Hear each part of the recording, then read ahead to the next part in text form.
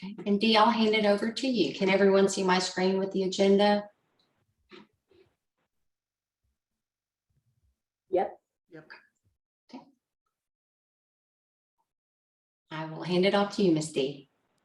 I'll report to the group that I was able to represent the nursing TAC at the last MAC meeting in March, and we had two recommendations, one of which was the recommendation that Medicaid reimburse advanced practice nurses at 100% of the physician fee schedule. Currently, the reimbursement rate is 75%, which is the lowest rate in the country. And then our second recommendation was to have Medicaid recognize certified professional midwives, or CPMs, as providers to be reimbursed for Medicaid. There's already provisions in the regulations that if you're licensed in Kentucky, then you should be recognized as a provider by Medicaid. And so that would have been our second recommendation. The MAC voted to have our first recommendation recognized, which was the reimbursement for APRNs, and then they requested more information about certified professional midwives, which I'll be able to present at the next MAC meeting in May. So that is the summary of what I presented and represented from the nursing TAC at the last MAC meeting. There's a note about the House Bill 268, which is the bill to eliminate the requirement for a certificate of need for a freestanding birth center. That's more of a legislative issue. The bill never made it to committee this legislative session, so there's really nothing there to talk about. It really isn't related to Medicaid, although Medicaid does have the regulations already in place to reimburse the services or facility fee for care at a freestanding birth center, but Kentucky doesn't have one. So it's really not an issue for this group.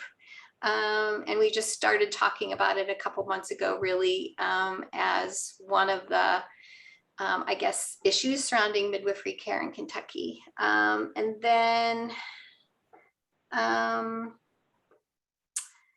the Kentucky Nurses Association also requested information about birth center care, and they wanted to know who staffed birth centers.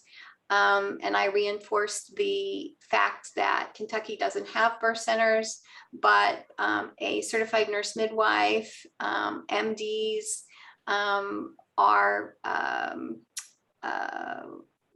guess, written in the regulations to staff birth centers in Kentucky, and CPMs, I don't believe, are written in the regulations to be on the staff of a birth center in Kentucky.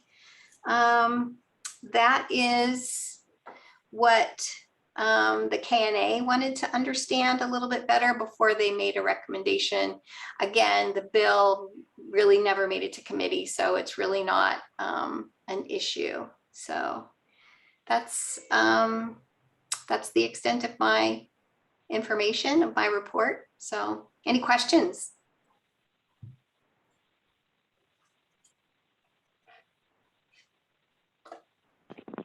I just want to say hi. It's Jen Wiseman. I'm on. Oh, there you are, I didn't want to Jen. interrupt you, Dee. I'm here. So there are two of us, Jen, and it doesn't look like we have a quorum for today's meeting. Yeah, I saw where Beverly was stuck somewhere and Lisa was stuck somewhere. And they emailed out like not that long ago. Right. So do we just cancel since we don't have much to discuss and don't have a quorum to vote on anything anyway, and then meet back up in our next scheduled meeting? Or well, was there any other business on the agenda?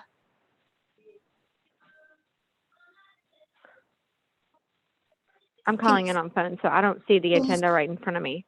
Can you scroll down on the agenda?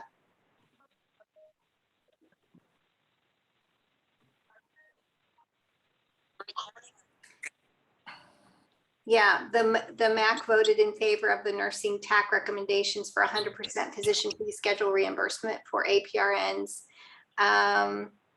And input from Medicaid affiliates would, what would you recommend of areas of concern or dialogue, or things that information that the nursing TAC can bring to the table, or issues that need clarification or discussion? That would be mean for that specific recommendation?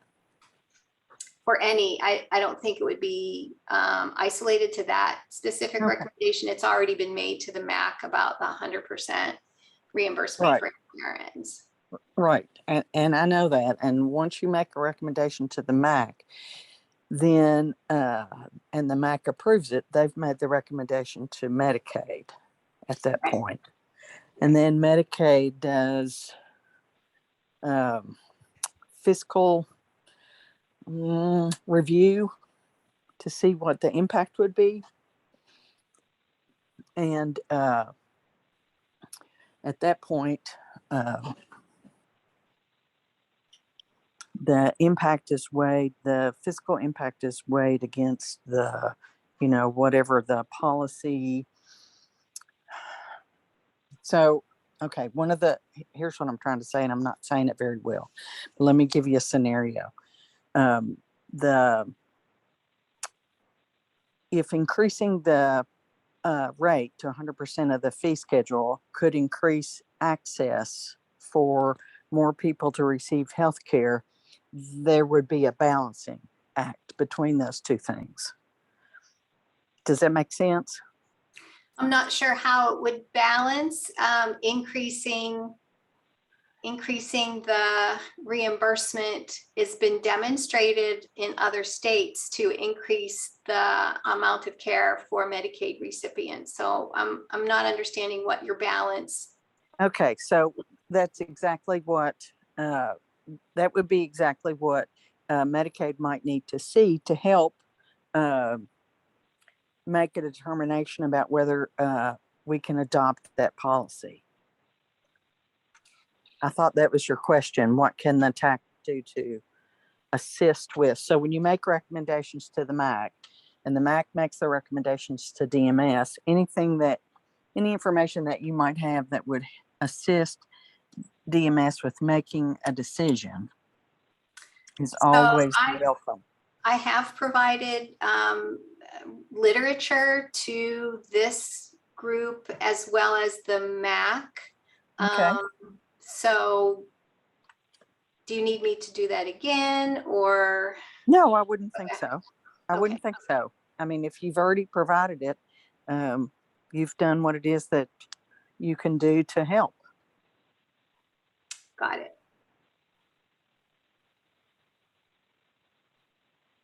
Did I answer your question? No, my question really was more in general. Are there any issues that this group would like to discuss with the nurses? I think that's a past issue that's already been recommended to the MAC, and they've already voted in favor of that. So we're kind of looking beyond that to see what future issues we can discuss. I didn't mean to then just be blathering on about something that was old business. I'm sorry, I misunderstood. That's okay.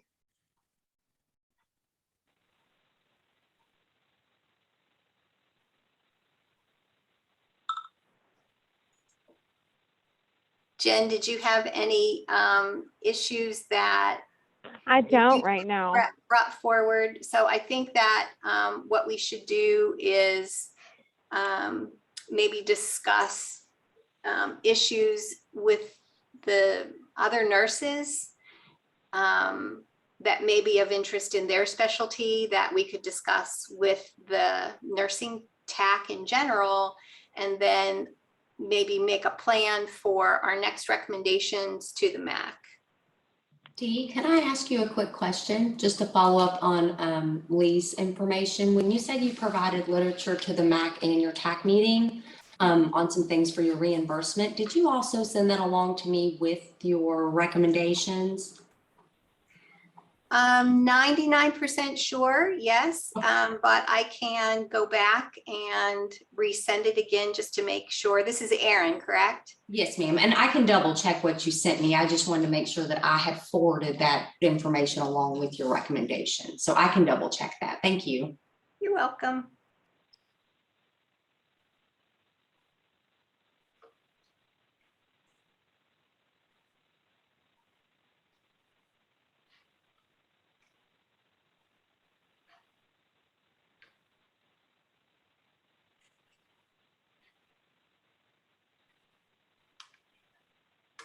Okay, so I don't have anything else, Jen. We can meet again at our next meeting, which would be June. Sure.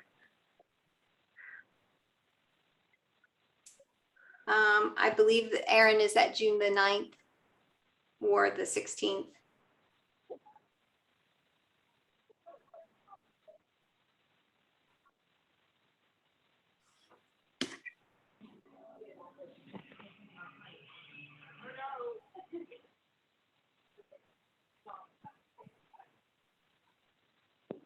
This is the court reporter. I have June the 9th.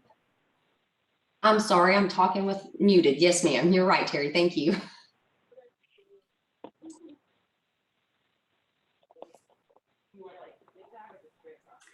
So just FYI, Jen, I have a conflict at that same date. June the 9th is also the Institute for Medicaid Innovation's 6th foundational session, starting at 2 p.m. and we usually go till 4 p.m. So that's a conflict for me.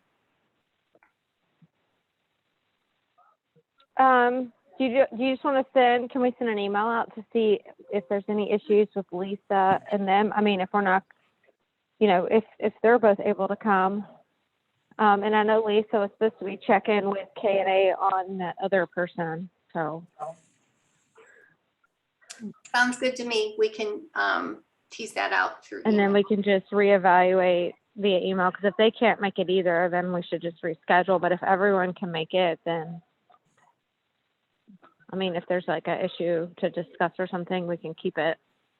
Sounds good. We'll do that through email then to determine if we're Perfect. going to have the next meeting in June. Sounds good to me.